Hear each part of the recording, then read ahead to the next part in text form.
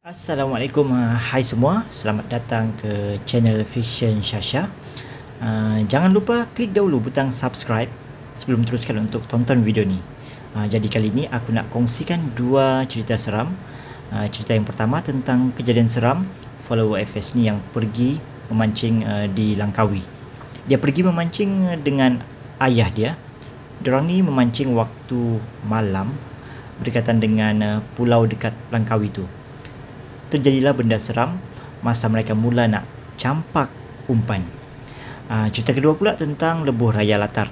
Ada seorang perempuan ni, dia kerja di Kuala Kubu Baru dan tinggal di sana. Tapi dapat tawaran untuk sambung study part time di UiTM Shah Alam. Ada satu hari tu dia habis kelas lewat sampai 6:30 petang sebab pensyarah dia buat kuis waktu tu. Dia ni nak cepat sampai, dia pun ikutlah lebuh raya latar. Di sanalah start berlaku kejadian seram. Untuk cerita penuh, selamat mengikuti dua kisah ini.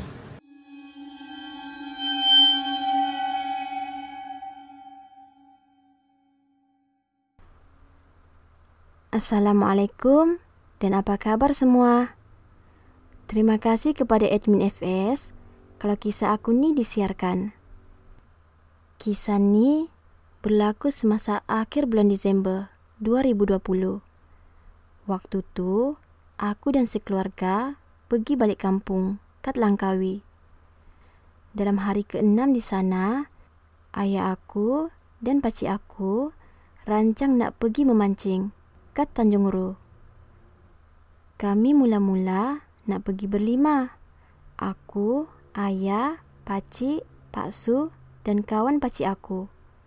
Tapi akhirnya, Pak Su tak nak ikut. Malam lepas pukul 9 malam, kita orang gerak naik kereta dari Kuala Teriang ke Tanjung Ru. Dalam 15 minit jugalah nak sampai sana. Akhirnya, sampailah kat sebuah rumah api berdekatan dengan sebuah pulau. Apa entah, aku pun lupa. Sampai dekat sana, dah start dah benda seram ni. Bila kita orang baru nak campak umpan, tiba-tiba aku dengar bunyi macam orang menangis. Tapi yang nangis tu macam suara baby. Tapi waktu tu aku masih fikir positif. Mungkin kucing kah? Waktu tu tak adalah rasa seram sangat. Sebab kat seberang sana tu ada orang mancing juga. Dan kat depan sikit, dalam 100 meter macam tu, ada ramai orang kat sebuah pulau yang meriah gila. Lupa nak bagi tahu, tempat kita orang mancing tu gelap tau, dan kami mancing kat atas batu. Dalam pukul 10.30 macam tu, kawan pakcik aku pun sampai naik kereta. Waktu tu, aku perasan kat pintu masuk kawasan rumah api, ada macam orang berdiri, pandang kita orang. Kat pintu masuk tu, ada tiang lampu, so boleh nampak lah. Dalam pukul 12 macam tu, diorang nak buat unggun api. Jadi aku jugalah yang kena cari kayu. Kat situ, memang senang nak cari kayu, sebab banyak pokok. Jadi aku pilih kat sebuah pokok belakang rumah api. Sebab kat situ banyak kayu. Tiba-tiba pintu masuk rumah api tu diketuk dari dalam. Memang kuat bunyinya. Dah lah aku jalan seorang. Dah dengar bunyi benda tu, memang aku lari lajulah sambil gendong kayu. Kawan pakcik aku tu tanyalah kenapa. Tapi aku kata, saja lari tadi.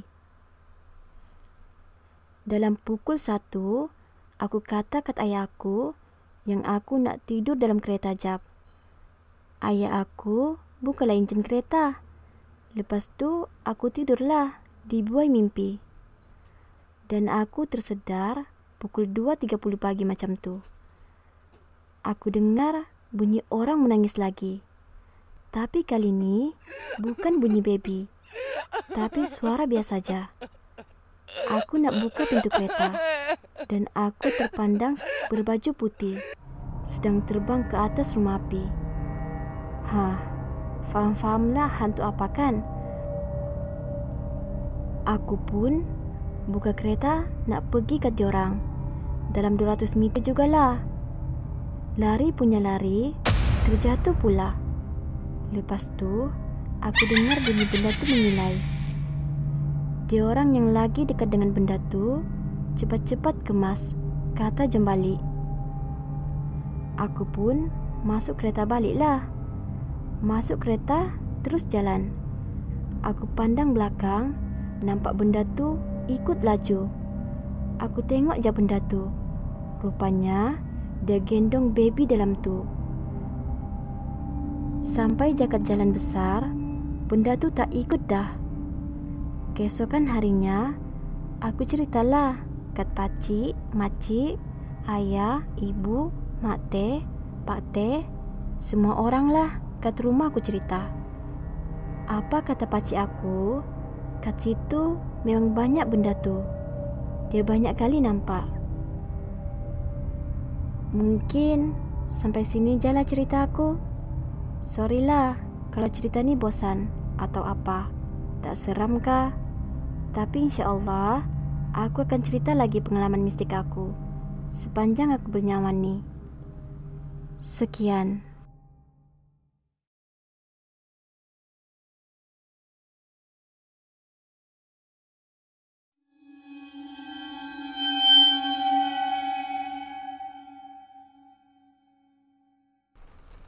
Assalamualaikum admin dan semua pendengar. Aku Mimi dari Sarawak. Aku nak kongsi satu pengalaman aku yang agak misteri yang berlaku pada aku. Pada tahun 2009, aku dapat tawaran bekerja di Semenanjung Malaysia, atau lebih tepat lagi di Institut Kemahiran Belia Kuala Kubu Baharu, Selangor. Pada tahun yang sama juga, aku dapat tawaran untuk melanjutkan pelajaran secara pendidikan jarak jauh di UiTM Shah Alam. Oleh sebab semangat aku untuk belajar tu masih berkobar-kobar, aku pun menerima tawaran tu. Isnin hingga Jumaat, aku akan bekerja macam biasa. Manakala hari Minggu, aku akan pergi belajar. Begitulah rutin kehidupan aku waktu tu. Masih aku ingat, pada hari itu kelas aku habis lewat sebab pensyarah buat exam kuis di dalam kelas. Jam pada masa tu menunjukkan pukul 6.30 petang. Lebuh raya tu masih baru dibuka pada waktu tu dan R&R masih sepi. Kebiasaan pemandu cuma singgah untuk ke tandas dan menumpang solat. Masa tu masih belum ada lagi kedai-kedai makan di awal pembukaan lebuh raya ni. Masa tu kiri kanan masih lagi hutan tebal. Pada mulanya perjalanan aku lancar seperti sedia kala. Selepas saja lalu Tol Kuang, ada satu kereta Hilux yang berada di arah bertentangan, memberi beam light ke arah aku. Di fikiran aku, mungkin ada roadblock atau kemalangan di hadapan. Sebab kebiasaan di Malaysia ni, pemandu-pemandunya amat prihatin sekiranya berlaku dua perkara ni di jalan raya. Aku pun memandu lagi macam biasa di lorong kedua. Tidak lama kemudian, ada satu kereta ni datang dari arah salah, iaitu di lorong paling kanan, memecut kereta aku. Sambil penumpang di sebelah pemandunya, iaitu seorang wanita, menunjuk ke arah belakang kereta aku. Aku pun jadi takutlah, sebab pada hemat aku ni mungkin penjenayah. Pernah aku terbaca di suatu kabar kejadian samun berlaku di lebuh raya yang sunyi macam ni. Tapi yang peliknya, wanita tu berkali-kali menunjuk ke arah belakang kereta. Yang aku ni pun mengerling ke arah cermin sisi kereta aku, dan jantung aku berdegup kencang bila aku tengok seakan kain selendang melayang terbang di tiup angin, menutupi sebagian cermin duduk belakang kereta aku. Bulu roma aku mencanak naik. Kepala aku seakan kembang bagaikan belon yang ditiup. Tiba-tiba terdengar dentuman yang kuat di atas bumbung kereta aku. Dalam keadaan menggigil ketakutan, aku pecut kereta aku. Sambil dengan lajunya, tangan aku mengubah siaran radio kepada bacaan surah suci Al-Quran. Dan mata aku waktu itu menjeling ke arah tempat duduk penumpang di belakang. Betapa hodohnya rupa lembaga tuh. Matanya merah menyala, sambil mulutnya tuh menyeringai memandang ke arah aku. Mulut aku terukmat-kamit mengikut bacaan ayat kursi yang berkumandang dengan nyaringnya di dalam kereta aku. Aku dapat rasakan yang lembaga tuh betul-betul berada di tepi aku, sebab aku dapat rasakan hembusan nafasnya di telinga kiri aku. Suaranya garau dan menakutkan. Masa itu, aku kuatkan lagi volume radio, dan aku buka tingkap kereta di bagian tempat duduk belakang sambil aku menjerit sekuat hatinya. Allahu Akbar, berkali-kali aku sebut, sehingga lembaga itu sudah tidak kelihatan. Waktu itu, aku tiba di Pekanrawang dalam sekitar pukul 7.30 malam. Aku singgah sebentar di kedai makan bagi tenangkan diri aku. Setelah aku mula cool down, aku meneruskan perjalanan pulang ke rumah.